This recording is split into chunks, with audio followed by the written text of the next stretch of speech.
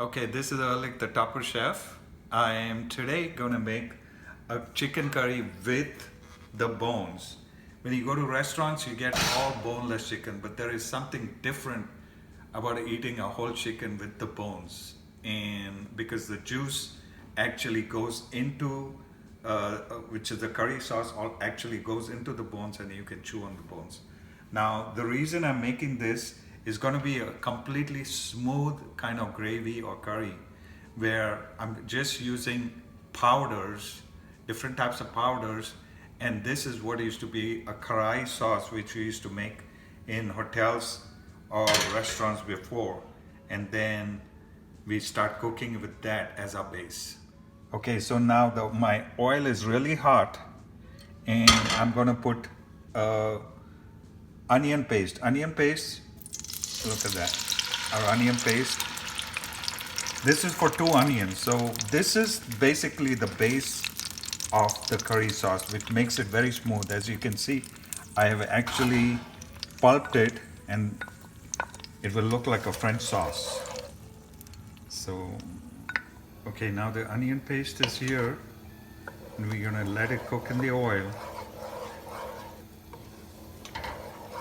And let it cook for some time till it gets cooked a little bit so that the oil leaves from the onion paste. Okay, now as you can see, the onion paste is kind of cooking with in the oil.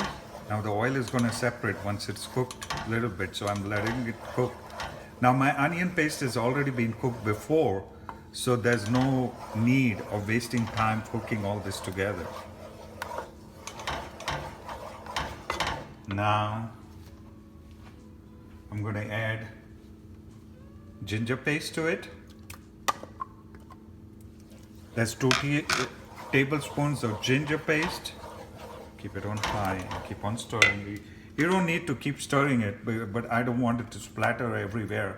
That's why I keep stirring it. As you can see, it starts splattering the moment you put anything, so I just keep it on low, just like making a French sauce, very smooth kind of gravy or sauce I want to make.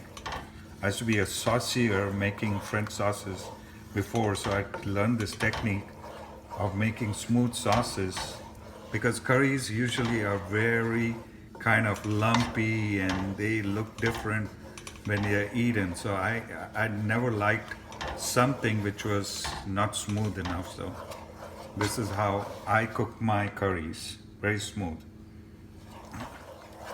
As you can see, I put my ginger garlic paste, and that is also on the verge of cooking very well. So the first spice I'm going to put is my haldi powder, which is turmeric. Now that gives the yellowish color to this. As you can see, it's already splattering, so let's cook this turmeric first.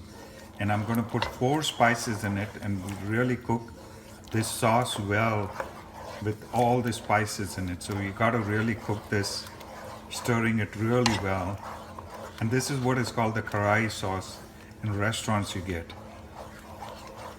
So this is now the turmeric. I'm letting it cook.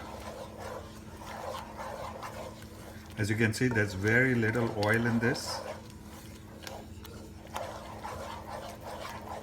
Now I'm going to put my chili powder. Now chili powder you can put as much as you want according to your taste. Now this is a whole chicken, so that's why I've taken 2 tablespoons of chili powder, which will make it kind of spicy but not very hot. Now most of the time chili powder, pepper gives spice and heat to the chicken, so you gotta be careful with chili powder and pepper. The other spices you can tolerate the spice. Now you can see it is turned kind of red. That's because of the chili powder, which is also called cayenne pepper powder here in America.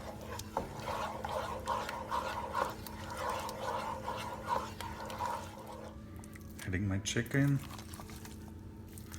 Now what I did was I put the chicken with the bones, and the breast meat I kept separately because that will cook really fast. This is a whole chicken with the wings and everything.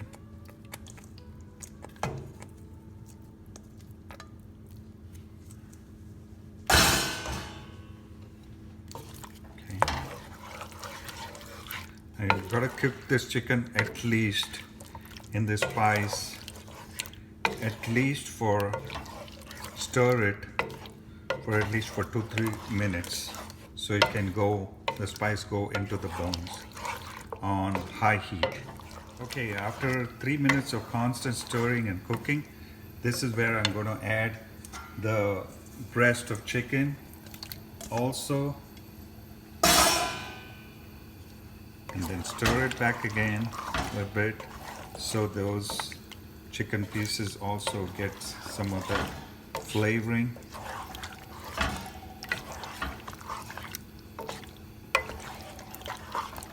You can see it's really dry now and there's no water in it. That gives the binding of all the curry seasoning and everything into the chicken. I'm going to add my salt. There's 2 teaspoons of salt. Again, stir it.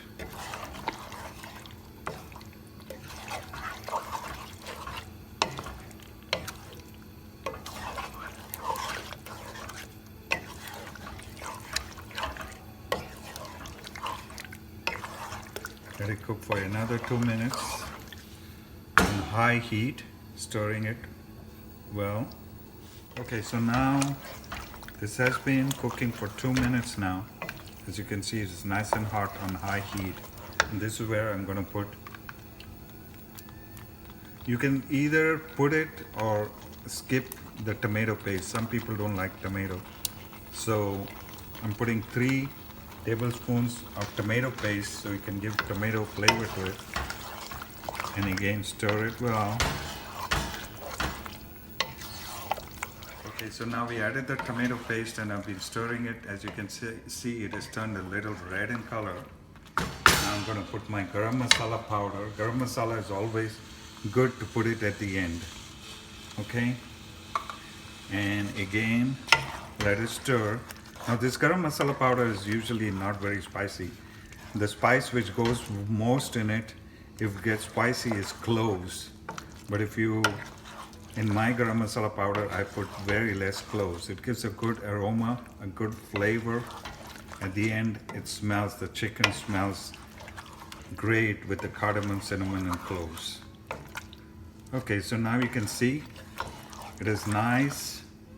Now this is where I can make my curry a little soupier, a little dry. It's the amount of water that you add to it so that my chicken will cook into it. Now this is where I add my water. So now this is 2 cups of water, but I think I'm going to end up putting only 1.5 cup of water. Let's see.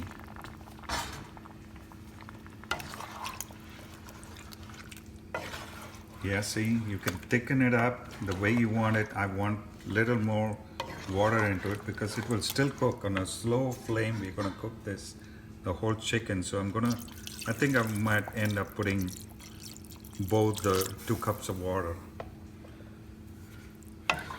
We're inviting friends over, so they will love this curry with the rice. There you go. It's nice flavor. So look, as you can see, now this will cook in here. As you can see how smooth this sauce is. When you take it out, it'll be very smooth and it will cover the rice really well when you eat it with rice. So now what I'm going to do is just put it on real slow heat and let it cook for at least 10 minutes covered without opening it.